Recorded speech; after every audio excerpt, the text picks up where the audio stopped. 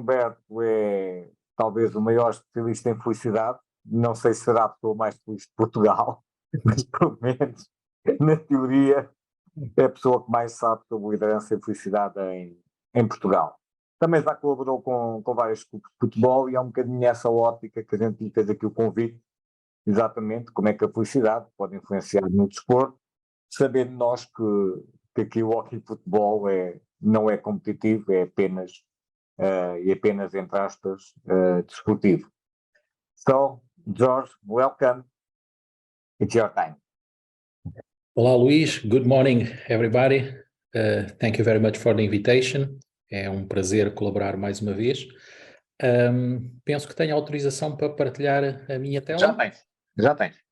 Ok, muito bem. Vamos a isso então.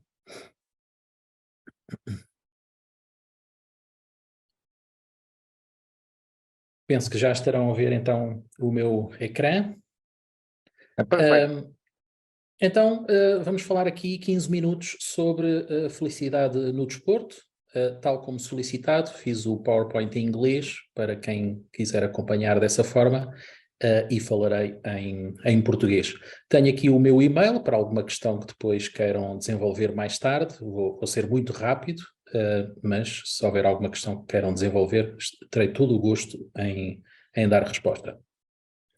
Ora, então, a minha frase inspiradora para esta comunicação é esta mesmo, de Cassie Lichtig. Se eu correr feliz, vai tudo correr bem. Os resultados vão aparecer. E parece ser essa a tendência que se está a falar agora na atualidade. O tema da felicidade percorre um pouco várias áreas, desde as empresas, à vida pessoal, ao desporto, etc. E, portanto, é isso que eu vou tentar transmitir-vos aqui hoje.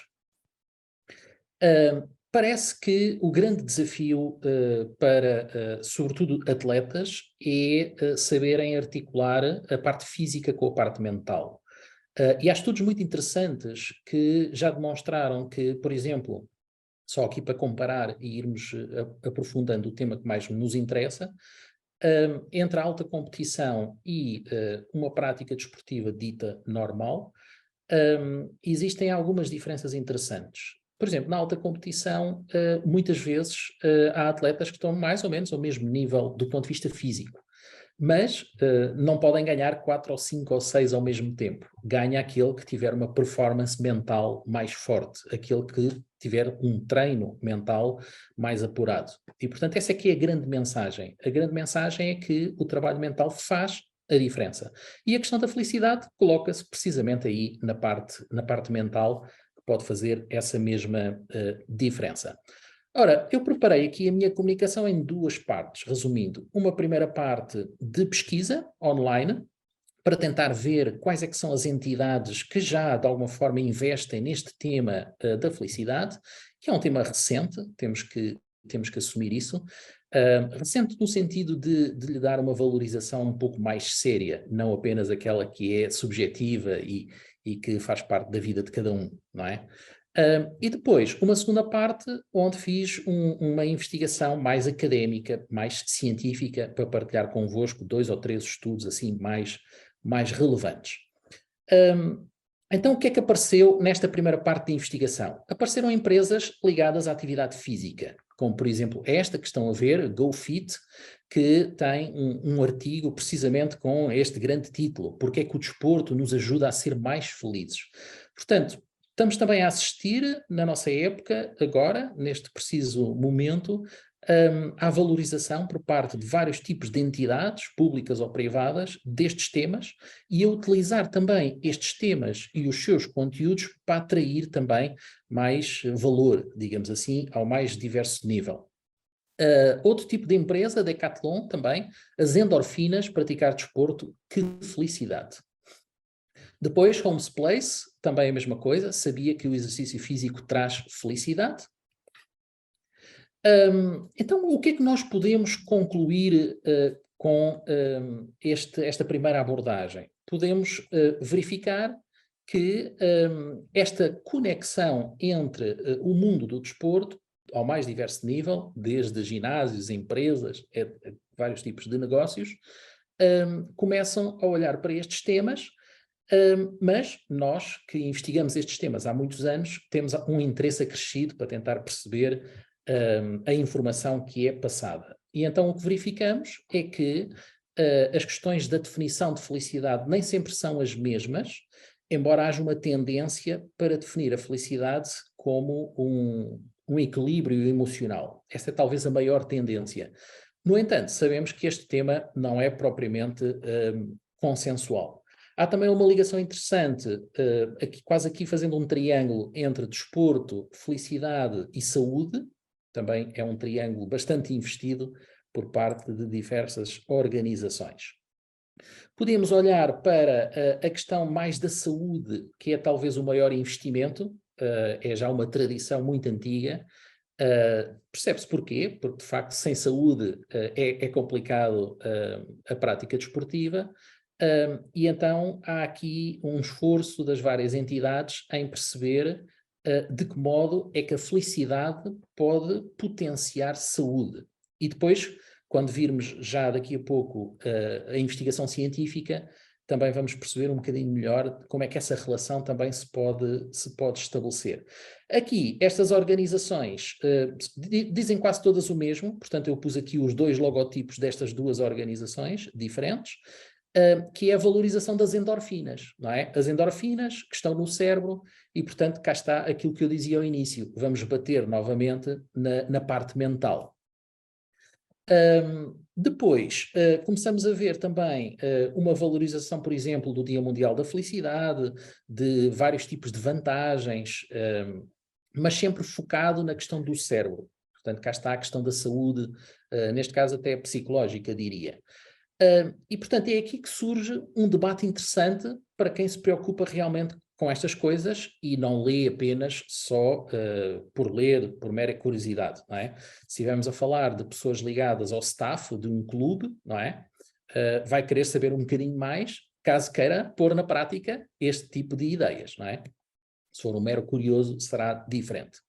Então, questões que podemos colocar com base nos textos que lemos destas organizações. Será que a felicidade é apenas o presente, como a maior parte delas indica, desvalorizando um bocadinho o passado e o futuro, não é?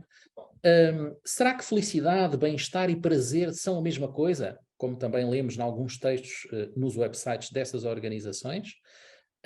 Então, e se as questões ligadas às condições para a felicidade são assim tão importantes, por que não desenvolver aqui ferramentas ligadas ao pensamento, não é? Porque parece que continuamos a assistir a um investimento só físico, e é preciso muito mais do que isso, não é? É fundamental investir na ética.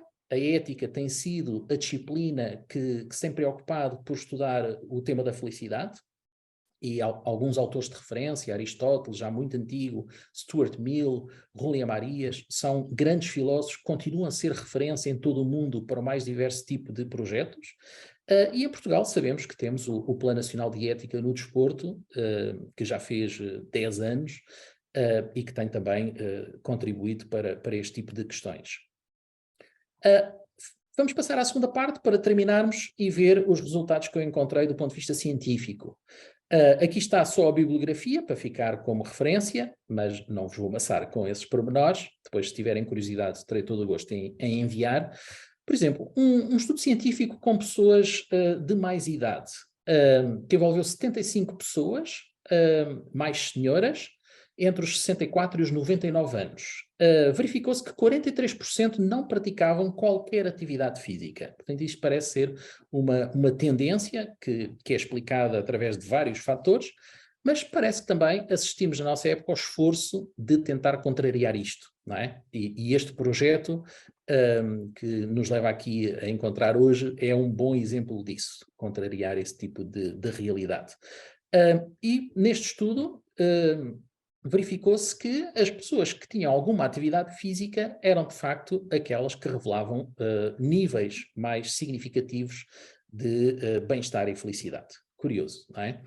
Um outro estudo com atletas de alta competição chegou à conclusão que, afinal, o tema parece não ser assim tão pacífico. Portanto, o debate aqui parece ser bastante interessante.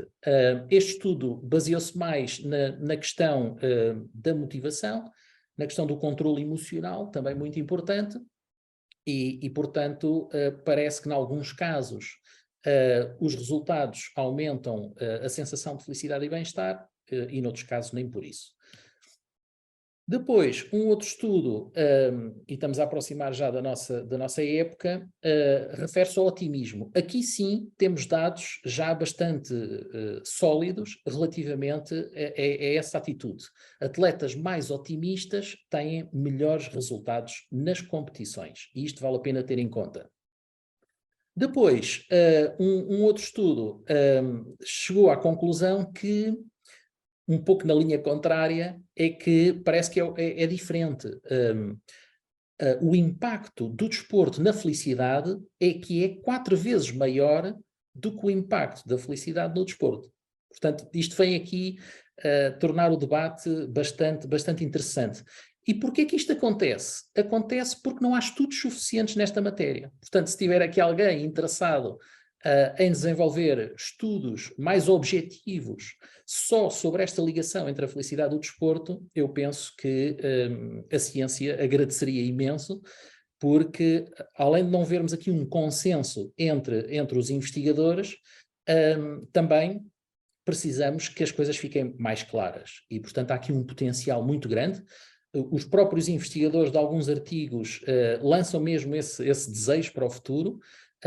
Faça-se essa investigação para que, de facto, fiquemos a saber se realmente atletas felizes têm ou não melhores resultados, porque alguns dizem que sim, outros dizem que não.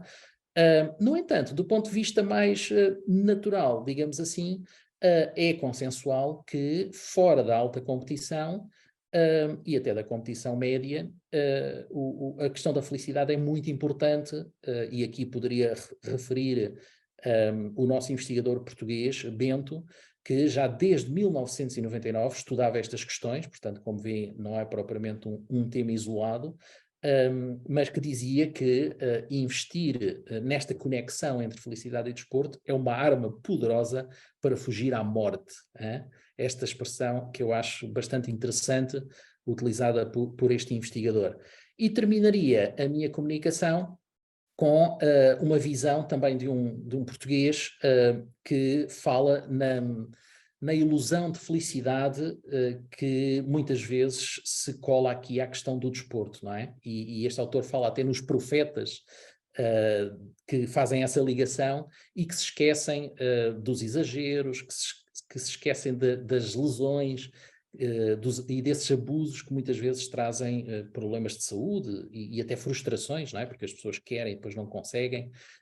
É um tema realmente interessante. E então, deixo-vos só aqui um estudo de caso de um atleta bastante conhecido de todos nós, Cristiano Ronaldo, que numa grande entrevista, falou em 4 valores principais para o seu sucesso, sendo um deles precisamente a sua felicidade pessoal, mas também profissional. E isso depois tem uma influência muito grande em atletas mais novos, que depois querem seguir, de facto, essa estratégia vencedora, não é? Terminava então com o exemplo de um clube na África do Sul que faz um trabalho muito interessante em que tenta aliar aqui a investigação científica com a prática no clube, portanto tem aqui um método que vale a pena explorar se um dia quiserem conhecer um bocadinho melhor.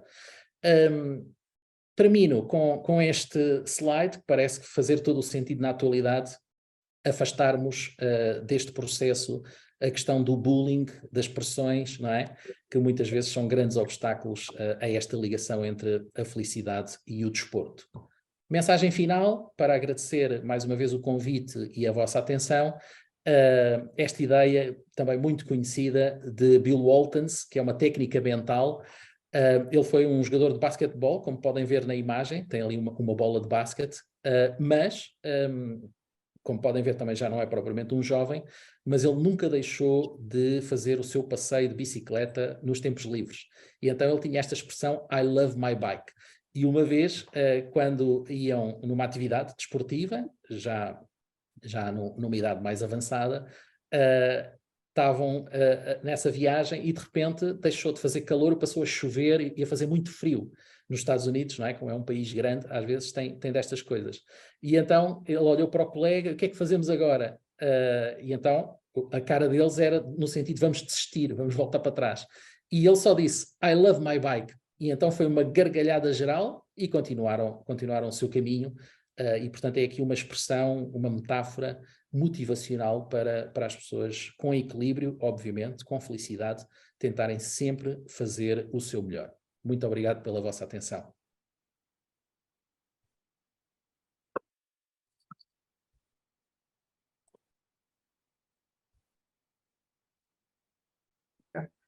Jorge, obrigado. Tu já lidaste com jogadores profissionais e a questão é aqui, e há bocado levantaste esta questão que os estudos não são claros sobre a felicidade no trabalho. A pergunta aqui é, tendo já a tua experiência com esses jogadores profissionais, achas que tem influência, não tem? O que é que isso pode, na prática, funciona ou não funciona? Eu não. Eu penso que não estou a ouvir muito bem, parece haver aí um barulho de fundo. Já desliguei. Portanto, o que tu perguntaste é se na prática... Na prática, tu que já lidaste com jogadores profissionais, há de facto uma importância na motivação, na felicidade e no bem-estar. Ok, penso que agora percebi. Sim, da minha experiência com atletas das mais diversas idades e modalidades também, é que de facto faz a diferença. No entanto, tem que ser uma estratégia mais de médio e longo prazo. Não pode ser apenas um workshop, apenas uma sessão de trabalho, tem que ser algo que se enquadre num plano estratégico, não é? E aqui o que nós verificamos é que são os grandes clubes que vão fazendo esse investimento, não é? Os pequenos clubes sabemos que lidam com dificuldades orçamentais bastante grandes, não é? Tomara eles conseguirem garantir uma série de coisas e, portanto, quando os orçamentos só dão para o básico, então é com o básico que se fica, que estou-me a referir, por exemplo, a pagar as despesas ditas normais, e trabalha-se depois só o físico, o tático e o técnico, não é? E não se chega propriamente ao social nem ao mental. E, portanto, o que eu aconselho muitas vezes é que os projetos desportivos tentem colocar tudo no mesmo plano, porque tudo de facto é muito importante. Claro que depende do contexto, sabemos que há zonas onde faz mais sentido até o social do que propriamente o físico, não é? Aí estivemos a falar, por exemplo, com mais jovens, em que eles já têm na escola o físico, mas o social não têm, não é? Se viverem, por exemplo, em bairros mais... com mais dificuldades, se fazem parte de famílias também com mais desafios, etc. Então, e o social aparece aqui como uma dimensão bastante importante. Mas, no fundo, eu diria que temos vindo a assistir a um investimento cada vez maior. Agora, também acontece depois, se vamos para a alta competição, são muitas vezes os próprios atletas com os seus agentes que fazem esse investimento, não é? Aí já não é propriamente o clube que faz o investimento, é o atleta, como quer progredir na sua carreira, sabe que isso lhe faz bem e lhe pode proporcionar diferenças, não é? Do ponto de vista da concorrência, e então fazem esse investimento. Muito obrigado, Jorge, pela tua participação. Foi um prazer, um abraço.